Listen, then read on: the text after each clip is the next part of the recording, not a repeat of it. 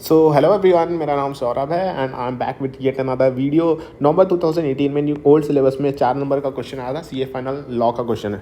So board of directors of Mrs ABC Motors Limited जो है वो क्या करते हैं, फॉलोइंग अपॉइंटमेंट करते हैं at its meeting held on 1 January 2022 को।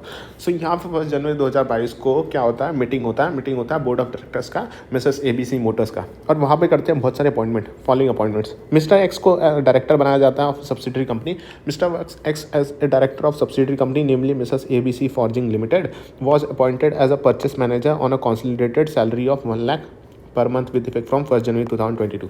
मतलब यहाँ पे ये बता रहा है कि मिस्टर एक्स जो है ना डायरेक्टर है of it subsidiary company. Director है किसके? Subsidiary company namely Mrs ABC forging limited के। मिसेस एबीसी फॉर्जिंग लिमिटेड जो है वो क्या है, सब्सिडरी कंपनी है, उसमें मिस्टर एक्स जो है डायरेक्टर है। उसने अपॉइंट किया जाता है ऐसा purchase manager on a consolidated salary of 1 lakh पर month with effect from 1 January 2022। अब मिस्टर वाई जो है वो अपॉइंट होते हैं, was appointed as a sales manager on a consolidated salary of 1,50,000 पर month with effect from 1 January 2022।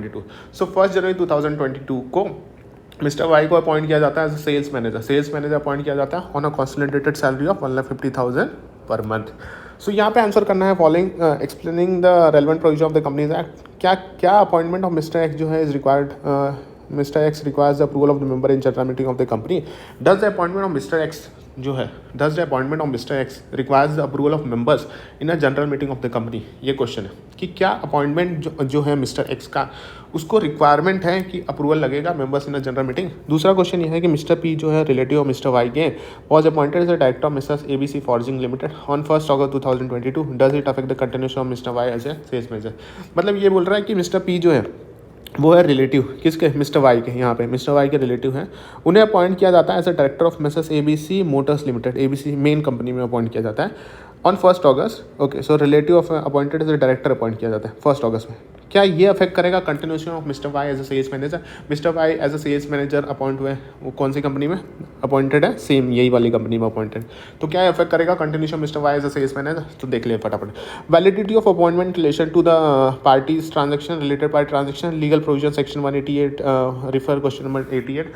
Question number 88 की अगर हम यहाँ पर देखते हैं प्रोविजन, क्वेश्चन नंबर 88 बोलता है कि as per section 188 sub section 1 of the companies act 2013 subsection 1, ये एक minute,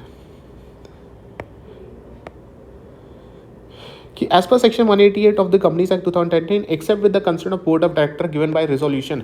accept with the consent, जब तक यहाँ पे कंसेंट नहीं आता board of director by resolution, board meeting का रेजोल्यूशन जब तक पास नहीं हुआ है, subject to such condition as may be prescribe, no company shall enter into contract or arrangement with the related party. यहाँ पे रिलेटेड पार्टी के साथ एंटर नहीं किया जा सकता है कॉन्ट्रैक्ट अरेंजमेंट जब तक यहाँ पे बोर्ड रेजोल्यूशन पास नहीं किया जाता है with respect to such related party transaction to any office or place of profit in a company, its subsidiary company or associate company। मतलब with respect to such related party appointment, related party का appointment हो रहा है to any office या फिर place of profit of the company, it's subsidiary company या फिर associate company. ठीक, यहाँ पे रिलेटेड पार्टी का अपॉइंटमेंट नहीं हो सकता है ऑफिस में, प्लेस ऑफ प्रॉफिट में कंपनी के, या फिर उसके सब्सिडरी में, या फिर एसोसिएट कंपनी में। The expression office or place of profit means any office or place where such office or place is held by a director. Such office या प्लेस जो है हेल्ड किया जाता है डायरेक्टर के द्वारा। If the director holding it receive from the company anything by way of remuneration over and above the remuneration to which he is entitled as a director by way of salary, fees, commission, perquisites and any rent free accommodation otherwise. So यहाँ पे बोलना जा रहा है कि expression office or place of profit मतलब क्या होता है, मीन्स ऑफिस और अ प्लेस जहाँ पे सच ऑफिस या फिर प्लेस जो हेल्ड किया जाता है डायरेक्टर के द्वारा। If the director holding it receives, जो डायरेक्टर होल्ड कर रहा है वो रिसीव करता है कंपनी से, from the company, anything receive करता है by way of remuneration over and above the remuneration to which he is entitled as a director.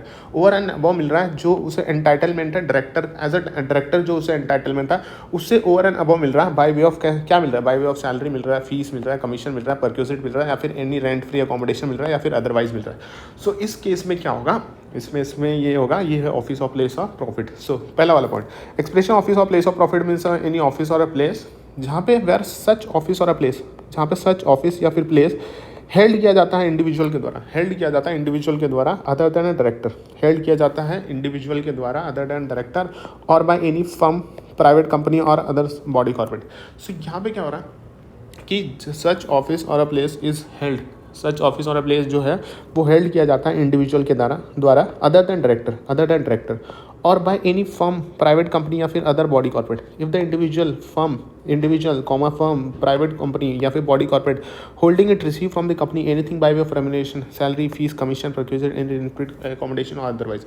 मतलब ये बोल रहा है कि अगर where such office or place जो है हेल्ड किया जाता है कोई इंडिविजुअल के द्वारा जो कि अदर देन डायरेक्टर है, और बाय एनी फर्म या फिर फर्म हेल्ड कर रहा है या फिर प्राइवेट कंपनी या फिर other body corporate, if the individual या फिर फर्म जो प्राइवेट कंपनी है या फिर बॉडी कॉर्पोरेट है holding it receive from the company, company से उसको क्या मिल रहा है, anything bye remuneration, salary, fees, commission, perquisites, any rent free accommodation otherwise, उसे office or place of profit माना जाएगा। Office or place of profit, office or place माना जाता है। सो office or place of profit माना गया है। फिर यहाँ पे आ जाता है बैक टू क्वेश्चन। यहाँ पे क्वेश्चन ये था कि कंक्लूजन अगर मैं बोलूँ, considering the provision of section 188 rule 15 of the company meeting of board and power rule 2000 following conclusion में विड्रॉन कि appointment of mister X as a director of ABC limited as a purchase manager of ABC limited ABC motors में। So appointment of mister X का यहाँ पे appointment हो रहा है, ABC limited में अपॉइंटमेंट हो रहा है। Purchase manager of ABC motor limited does not fall under the provision of section 188 as appointment is made in the holding company.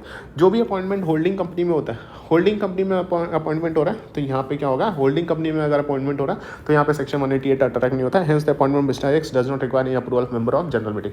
First point. Second point बोलता है कि मिस्टर जो अपॉइंटमेंट है Mr Y का, as a sales manager of ABC motor limited does not fall under the provision of section 188 में at the time of appointment as Mr Y जो है starting में जब वो अपॉइंटमेंट हुआ था तो मिस्टर वाई जो थे वो रिलेटेड तो नहीं है, as Mr Y is not related to any director of the company starting में जब उनका अपॉइंटमेंट। लेकिन however continuation of Mr Y as a sales manager will lead to conflict of interest and will affect the continuation unless ratified by. लेकिन जब वो continue करते हैं यहाँ पे, क्योंकि अपॉइंटमेंट हो जाता है ना मिस्टर पी का, तो जब वो कंटिन्यू करेंगे तो यहाँ पे कॉन्फ्लिक्ट ऑफ इंटरेस्ट आएगा and will affect the continuation unless ratified by the board. So इसी के साथ ये क्वेश्चन यहीं पे खत्म हो रहा है। Thank you so much.